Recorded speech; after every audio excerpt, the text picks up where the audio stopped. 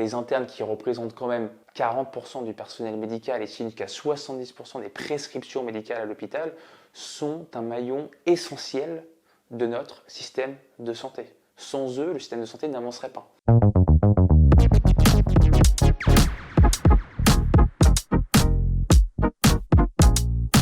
C'est une occasion unique de porter la voix de tous les internes en France. On est 30 000 et aujourd'hui on a beaucoup d'enjeux, beaucoup de défis pour notre système de santé, pour la santé de nos patients et pour assurer vraiment à notre pays, à notre santé une formation exemplaire et puis une défense de tous leurs droits partout en France. Je suis convaincu qu'un interne qui est heureux, un interne qui va bien, c'est un médecin qui soigne bien.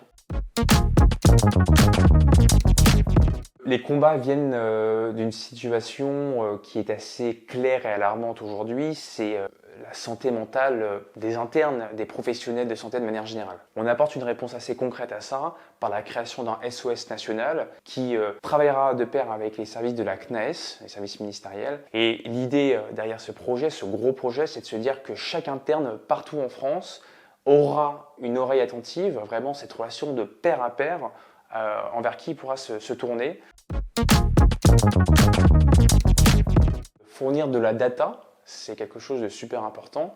On est en train de mener une enquête sur le temps de travail pour essayer justement d'interroger notre rapport au travail. Puis j'aimerais bien monter une enquête sur les raisons et le taux d'abandon des études en médecine, de l'externat vers l'internat, pour essayer justement de fournir en fait à tout le monde ces données-là et qu'on réfléchisse tous autour d'une table conjointement pour trouver des solutions pour éviter de perdre des effectifs. On a aussi un pan de formation, ça c'est super important. On essaie de former à la fois notre réseau d'internes syndiqués pour que l'ISTI se professionnalise année après année. Et puis effectivement, l'actualité est compliquée. On est amené à organiser des grèves pour porter nos revendications et pour faire en sorte que ça avance, quoi. Parmi les autres champs d'action, c'est vraiment ce contact qu'on a envie de nouer avec les internes partout en France. Aller les voir dans les territoires, les rencontrer, les écouter, faire remonter leurs revendications. Les internes qui représentent quand même 40% du personnel médical et signent qu'à 70% des prescriptions médicales à l'hôpital sont un maillon essentiel de notre système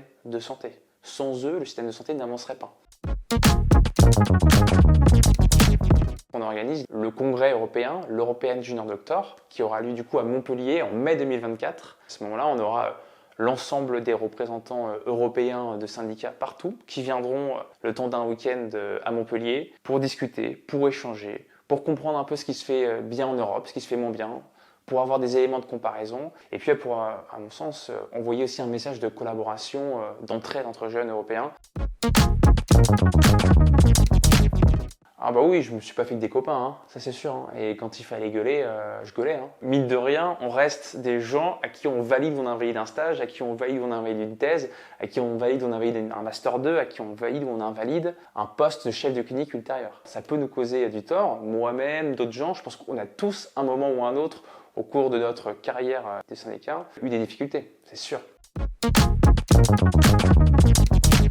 J'ai hésité entre la cardiologie et la cancérologie. Et puis j'ai choisi la cardio parce que ça me passionne, en disant que du coup je ne ferai plus jamais de cancérologie de ma vie. Puis j'ai découvert une nouvelle spécialité dans la cardiologie qui est une spécialité émergente, qui est du coup la cardio-oncologie. Donc c'est le fait de s'intéresser aux toxicités des chimiothérapies sur le cœur. C'est une bonne question pour un cardiologue. En tout cas, il me donne quelques nuits blanches, quelques heures supplémentaires de travail et parce qu'on a tellement de problèmes à régler, on a des montagnes de dossiers qui s'accumulent. Donc ça me donne des palpitations dans le sens où je trouve que la médecine est un métier extraordinaire et j'aime ce métier, je le vis, je l'ai au plus profond de moi-même depuis que je suis plus jeune. Et puis en même temps, je l'aime tellement que je me dis qu'on doit donner à ce métier toutes les chances qu'il mérite. Le modèle est en train d'évoluer, et ce, indépendamment du secteur médical. Partout dans la société, les gens accordent un intérêt différent à leur métier, et notamment un meilleur équilibre de la vie privée et de la vie professionnelle. Moi, je comprends tout à fait que le modèle d'antan n'est plus celui que plébiscitent les autres. Le sens au travail a d'autant plus d'impact qui fait qu'on veut soigner, mais on veut bien soigner. Et ça, c'est la priorité, je pense, de beaucoup d'entre nous. Dans la vie, il ne faut pas attendre que la tempête passe, mais il faut apprendre à danser sous la pluie. Parfois, c'est crise après crise. Dans ces moments-là, confronté à la difficulté, il faut toujours trouver des solutions et pas attendre que ça passe. Vraiment de prendre les problèmes à bras-le-corps. Et je me dis toujours, un problème, 10 solutions.